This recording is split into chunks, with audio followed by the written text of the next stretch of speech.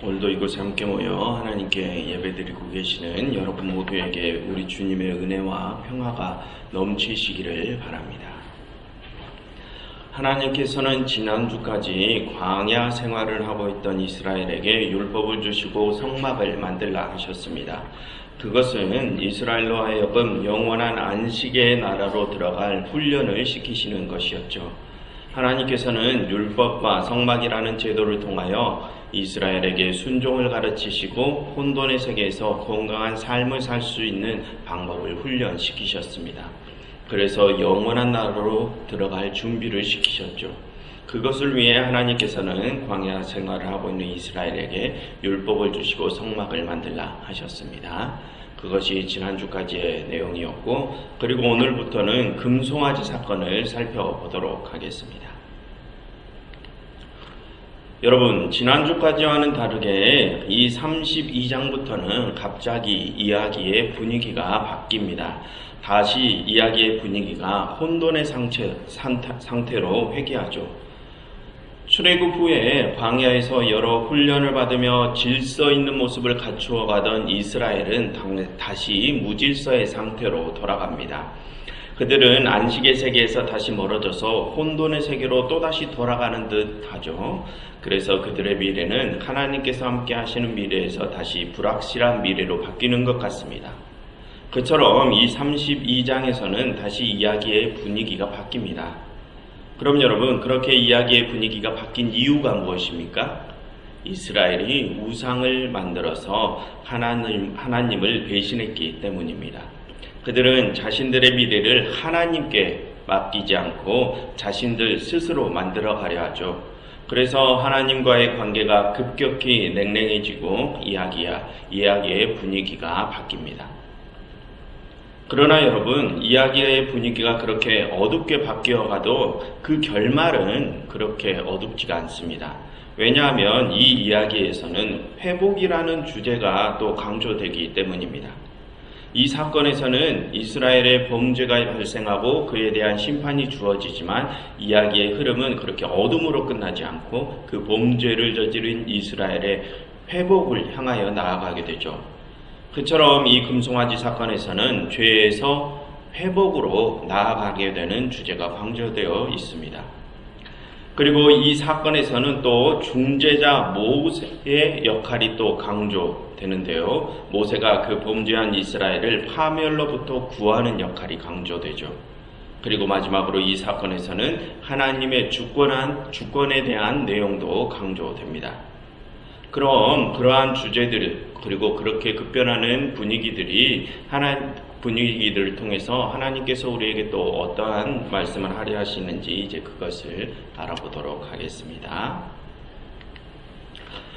모세는 아직 시내산에서 내려오지 않았습니다. 시내산에서 하나님께서 주시는 돌판을 받고 있는 중이죠. 그래서 백성들은 아론을 찾아가서 우리를 이 애굽에서 인도하여 낸 사람이 지금 어찌 되었는지 알 길이 없으니 이제 우리를 인도할 신을 만들라고 요구합니다. 그러니 아론은 백성들 말대로 금송아지를 만들죠. 아론은 백성들이 가지고 있는 금들을 모아서 그 금송아지를 만듭니다. 그리고 아론과 백성들은 그 금송아지 앞에 모여서 이것이 우리를 애굽에서 인도하여 낸 우리의 신이다라고 고백을 합니다. 그리고 그들은 그 금송아지 앞에 제단을 쌓고 여호와의 절일에 맞추어 번제와 화목제를 드립니다. 그렇게 금송아지 사건은 시작됩니다. 그럼 여러분, 이 금송아지 사건의 핵심이 무엇입니까? 이스라엘이 10계명을 위반한 것이죠. 그들은 나 이외에 다른 신을 섬기지 말라 하신 하나님의 그 계명을 어겼습니다. 그런데 여러분, 그렇게 그들이 그 10계명을 위반한 문제는 그들이 그 법률을 위반한 것이 중요한 것이 아니라 그들이 그 계명을 주신 하나님의 말씀을 저버렸다는 것이 중요합니다. 그들은 그렇게 하나님과의 관계를 깨뜨려 버린 것이죠. 그것이 이 금송아지 사건의 핵심입니다. 그럼 여러분, 여기서 우리는 왜 우리가 그렇게 우상을 만드는 것이 하나님과의 관계를 깨트리는 일인지 그 근본적인 문제에 대해서 생각해 보아야 합니다. 여러분, 하나님께서는 당신 외에 다른 신을 두지 말라 하시죠. 그럼 여러분, 왜 하나님께서는 그런 명령을 내리십니까? 그것이 당신을 배신하는 일이기 때문이라고 하십니다. 그런데 여러분, 왜 우리가 다른 신을 우리에게 두는 것이 하나님을 배신하는 것일까요? 오늘 우리는 그 근본적인 문제에 대해서 이야기를 나눠볼까 합니다. 여러분, 이 32장의 금송아지 사건이 나오는 이야기를 보면 인도하다라는 단어가 굉장히 많이 나옵니다. 오늘 본문 1절을 먼저 보시면 모세가 산에서 내려오지 않으니까 백성들이 아론에게 우리를 애굽에서 인도하여 낸 사람이 어찌 됐는지 지금 모르니까 우리를 인도할 신을 만들라라고 하죠. 벌써 이 1절에서만 그 인도하다라는 단어가 2번이나 나옵니다. 그리고 4절에서도 아론이 금송아지를 다 만들고 나서 백성들에게 이 금송아지가 너희를 애굽에서 인도하여 낸 너희의 신이다 라고 말하죠. 그리고 7절, 8절, 11절에서도 계속 그 인도하다라는 단어가 반복되어서 나옵니다. 그럼 여러분, 그 인도하다라는 단어는 무엇과 관련된 단어입니까? 책임과 관련된 단어이죠. 여러분, 이 금송아지 사건이 일어난 발단이 무엇입니까? 그동안 이스라엘을 인도한 모세가 행방불명되었기 때문에 이 사건이 발생했죠. 그래서 백성들은 자신들을 인도할 다른 존재를 찾으려고 하고 있습니다. 즉, 그동안 그들은 자신들을 책임지던 존재가 사라졌기에 이 금송아지 사건을 벌인 것입니다. 그처럼 이 금송아지 사건은 그 책임과 관련된 사건입니다. 그럼 여러분, 여기서 질문을 하나 드리면 지금 이스라엘이 우상을 만드는 일에 대한 책임은 누구에게 있습니까? 백성들을 산 아래 놓아두고 하나님을 만나러 가서 오랫동안 내려오지 않은 모세에게 그 책임이 있습니까? 아니면 모세를 부르신 하나님께 그 책임이 있습니까? 그것도 아니라면 백성들 자신에게 그 책임이 있습니까? 그처럼 이 금송아지 사건은 이스라엘의 범죄에 대한 책임자를 찾는 이야기입니다. 그래서 오늘 본문에서는 백성들이 그 책임을 모세에게 돌리는 듯한 모습이 보여지죠. 백성들은 자신들을 그동안 인도한 모세가 사라져서 이 사건이 생긴 것처럼 말하지 않습니까? 그리고 뒤에 또 가서 보면 하나님께서는 백성들이 범죄했다라고 모세에게 말씀하시며 백성들에게 그 책임을 찾으시고 그들에게 심판을 내리십니다. 그리고 모세도 우상을 만든 아론과 백성들을 나무라며 그들에게 그 책임이 있는 것처럼 말하죠. 하지만 또 모세는 이스라엘을 심판하시려는 하나님 앞에 중재자로 나서기도 합니다. 그것은 모세가 이 사건의 책임이 오직 그 백성들에게만 있다고 여기지 않기 때문입니다. 그리고 33장에서 하나님께서는 이스라엘을 다시 적과 꿀이 흐르는 땅으로 보내시며 당신께서 친히 함께 하실 것을 다시 약속을 하시는데요. 그것은 하나님께서 이스라엘을 용서하셨음을 의미하죠. 여러분, 그렇게 하나님께서 그들을 용서하셨다는 것은 하나님께서도 그들의 범죄의 책임에 있어서 자유로울 수 없으심을 또 의미합니다. 그처럼 이 금송아지 사건의 책임자를 찾는 일은 복잡한 일입니다.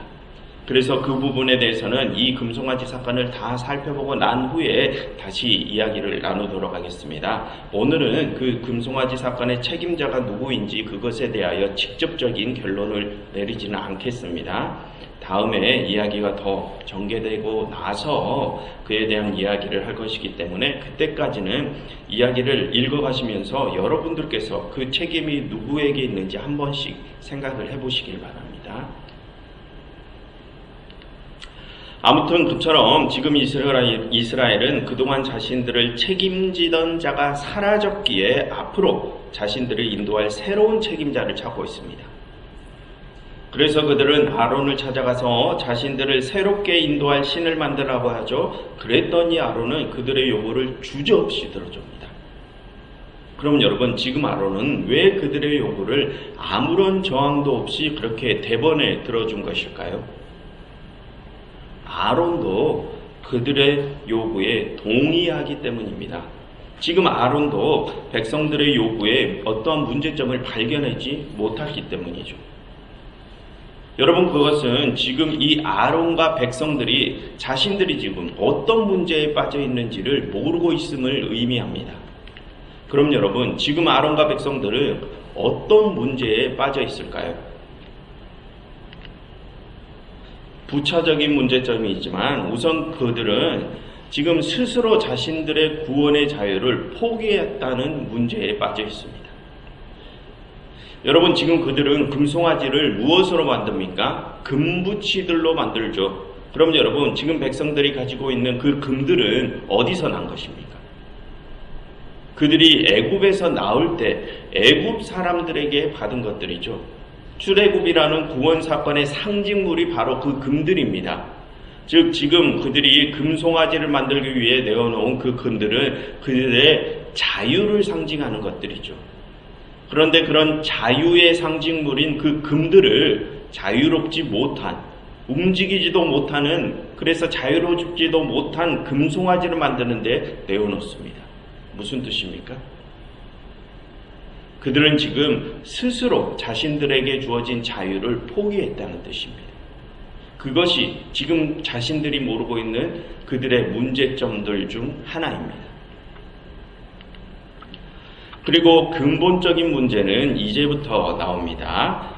여러분, 지금 그들은 자신들을 인도해줄 새로운 책임자를 찾고 있죠. 그럼 여러분, 지금 그들은 모세를 대신할 다른 사람을 찾고 있는 것입니까?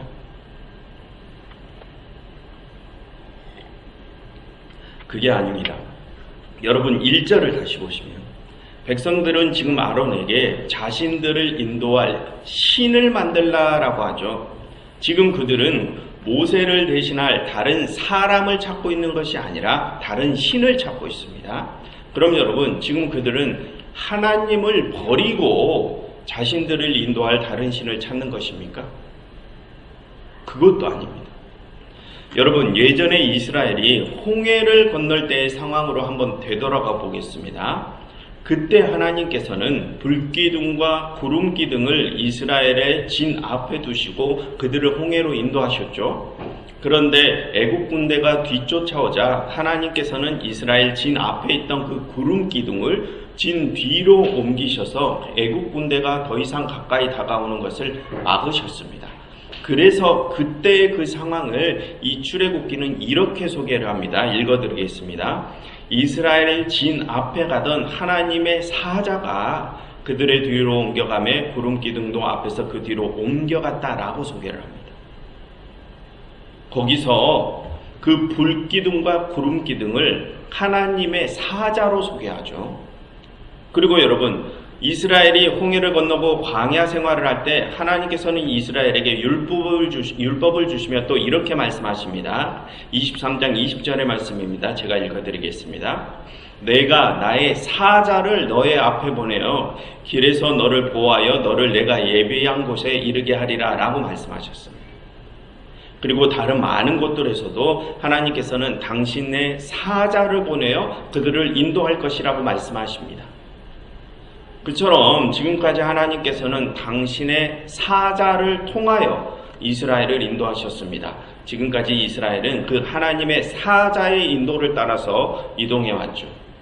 그럼 여러분, 지금 이스라엘이 찾고 있는 존재가 누구입니까? 바로 그 하나님의 사자입니다. 지금 백성들은 모세를 대신한 다른 사람을 찾는 것이 아니고, 그리고 하나님을 버리고 다른 신을 찾는 것도 아닙니다. 지금 그들은 그 하나님의 사자를 찾고 있는 것입니다. 그래서 그들은 그 하나님의 사자의 영을 입을 금송아지를 만든 것이죠. 여러분, 방금 하나님께서는 불기둥과 구름기둥을 당신의 사자라고 표현했죠. 그것은 하나님의 사자의 영이 그 불기둥과 구름기둥에 임했음을 의미합니다. 그래서 지금까지 아론과 백성들은 그 하나님의 사자의 영이 모세에게도 임했기에 그 모세를 따르고 섬겼던 것입니다. 그런데 그 하나님의 사자의 영을 입은 모세가 지금 사라져버렸습니다. 그래서 지금 백성들은 그 하나님의 사자의 영을 입을 다른 대상을 잡고 있는 것입니다. 그것이 바로 금송아지입니다. 그럼 여러분, 지금 그들은 무엇을 잘못 생각하고 있습니까? 그것이 이 금송아지 사건에서 백성들이 가장 잘못 생각한 큰 범죄입니다. 그럼 여러분, 그들은 지금 무엇을 잘못 생각하고 있습니까? 여러분, 4절을 보시면 그 금송아지가 완성되자 백성들이 그 금송아지를 보고 뭐라고 말합니까? 이 금송아지가 그동안 자신들을 인도하여 낸 신이다라고 고백하죠. 그럼 여러분, 지금 백성들이 하고 있는 그 고백이 무슨 뜻입니까? 아론과 백성들이 이 금송아지에 지금 하나님의 사자의 영이 임했다고 지금 생각하고 있음을 뜻하죠. 그런데 여러분, 문제의 핵심은 그 하나님의 사자가 그렇게 금송아지에 임한 것이 문제가 아닙니다. 아론과 백성들이, 그게 문제가 아니라 아론과 백성들이 그 하나님의 사자를 그동안 자신들을 인도한 신이라고 고백하고 있다는 것이 문제의 핵심입니다. 여러분, 4절을 다시 보십시오. 아론과 백성들은 그 금송아지를 보고 자신들을 인도한 신이다라고 고백하죠. 무슨 뜻입니까? 그들은 지금 그 금송아지에 깃든 하나님의 사자의 영을 신으로 고백한다는 뜻입니다. 그게 문제의 핵심입니다. 여러분, 지금 그들은 그동안 자신들을 애굽에서부터 인도해준 그 하나님의 사자를 자신들을 구원한 신으로 고백하고 있습니다. 그들은 하나님의 그 사자도 여러 구원자들 중에 하나라고 생각하는 것이죠. 그들은 지금 다실론 사상에 빠져 있습니다. 여러분, 4절에서 아론이 금송아지를 보며 이는 너희를 인도하여 낸 너희의 신이다 라고 번역된 부분을 원어 성경으로 보면 신이 아니라 신들이라고 복수형으로 되어 있습니다. 즉, 지금 아론과 백성들은 이 금송아지에 깃든 하나님의 사자를 자신들을 구원해준 여러 신들 중 하나로 보고 있는 것입니다. 그럼 여러분, 여기서 다시 한번 질문을 드리면, 여러분, 지금 이스라엘은 하나님을 버리고 다른 신을 쫓으려 하는 것입니까? 그게 아닙니다. 여러분, 5절을 보시면 아론은 내일은 여호와의 절일이다 라고 말하죠. 그러니 6절에서 백성들이 그 여호와의 안식일에 번제와 화목제를 드립니다. 무슨 뜻입니까? 지금 이스라엘 백성들은 하나님을 버린 게 아니라는 뜻입니다. 그 여호와의 절일에 백성들은 여전히 하나님께 번제와 화목제를 드리며 하나님을 섬기고 있습니다. 그럼 뭐가 문제라는 것입니까? 그들은 하나님을 섬기면서 다른 신들도 함께 섬긴다는 것이 문제입니다. 그 다실론주의가 이 금송아지 사건의 핵심입니다. 그래서 여러분, 10계명에서 하나님이 뭐라고 말씀하셨습니까? 나 외에 다른 신을 섬기지 말라 하셨죠. 그것은 하나님께서 사람들이 당신을 버리고 다른 신을 섬기는 것에 대해서 하신 말씀이 아닙니다. 그게 아니라 사람들이 당신을 섬기면서 다른 신까지 겸하여 섬기는 것에 대해서 뭐라고 하시는 말씀이죠. 오늘 이스라엘은 그것을 어긴 것입니다. 그럼 여러분, 그 다실론주의가 뭐가 문제입니까? 무엇이 문제이기에 하나님께서는 그 다실론을 금하시는 것일까요? 그것은 그 다실론주의가 하나님을 배신하는 것이기 때문입니다. 그럼 여러분, 왜 그 다실론주의가 하나님을 배신한 것입니까? 여러분, 지금 백성들은 여전히 하나님께 제사를 드리고 하나님을 섬기고 있습니다. 그들은 지금 하나님을 버렸다고 생각하지 않습니다. 자신들은. 그들은 하나님을 섬기며 다른 신도 섬기고 있는 것이죠. 그럼 여러분, 그게 하나님을 배신한 것입니까? 여러분, 하나님께서는 그렇게 당신 이외에 다른 신도 섬기는 것을 당신을 배신한 것이라고 여기십니다. 왜 그럴까요? 그것은 그 다실론이 이 세상의 역사에 대한 하나님의 절대 주권을 인정하지 않는 것이기 때문입니다. 여러분, 이 성경은 오직 하나님만이 이 세상의 창조주시요 이 세상 역사의 유일한 주관자라고 말씀하시죠. 밝히고 있죠. 그래서 오직 그 하나님만이 우리의 구원자가 될 수 있다고 성경은 말합니다. 이 세상의 그 어떠한 다른 존재도 하나님을 대신할 수 없다고 합니다. 그러니 사람들은 오직 그 하나님께만 자신들의 앞날을 의지해야 하죠. 하지만 지금 이스라엘은 그 하나님 외에도 다른 존재에게 자신들의 앞날을 의지하려 합니다. 그들은 다른 존재도 자신들의 앞날을 책임질 수 있다고 생각하는 것이죠. 여러분, 그것은 그들이 지금 하나님 외에 다른 존재도 자신들의 구원자가 될 수 있다고 인정하는 것이나 다름없습니다. 그리고 그것은 하나님 외에 다른 존재도 이 세상의 역사의 주관자가 될 수 있음을 인정하는 것이 되죠. 그래서 그 다실론이 하나님을 배신하는 것입니다. 여러분, 지금까지 이스라엘은 애굽에서부터 자신들을 인도한 하나님의 사자도 신이라고 여겼습니다. 그래서 그들은 그 하나님의 사자에게 자신들의 운명을 의존해 왔던 것이죠. 또한 그들은 그 하나님의 사자의 영을 입은 모세도 신격화해서 섬겼습니다. 여러분, 당시 이집트 같은 제국들의 왕들은 자신들을 신격화해서 백성들이 자신들을 섬기게 했습니다. 그것은 당시 사람들이 다실론적인 사상을 가지고 있었기 때문입니다. 그리고 당시에 그 다실론적 사상 안에서는 사람도 그렇게 신의 반열에 오를 수 있었죠. 그래서 당시 이스라엘은 하나님의 사자의 영을 입은 모세도 마치 신처럼 여기고 섬겼던 것입니다. 그래서 자신들이 신처럼 여기던 그 모세가 사라지자 그들은 하나님의 사자의 영을 입은 또 다른 대상을 찾은 것이죠. 그처럼 이스라엘 백성들은 하나님의 사자도 하나님과 동등한 신으로 여겼고 하나님의 사자의 영을 입은 모세와 금송아지도 하나님과 동등한 신적인 존재로 여겼습니다. 그러나 여러분, 이 성경은 뭐라고 말합니까? 이 세상의 그 어떠한 사람도, 이 세상의 그 어떠한 다른 힘들도 우리의 구원자가 될 수 없다고 말합니다. 하나님 이외에 그 어떠한 존재도 이 세상의 역사의 주관자가 될 수 없다고 하죠. 오직 하나님만이 우리 삶의 주관자시요 유일한 구원자라고 합니다.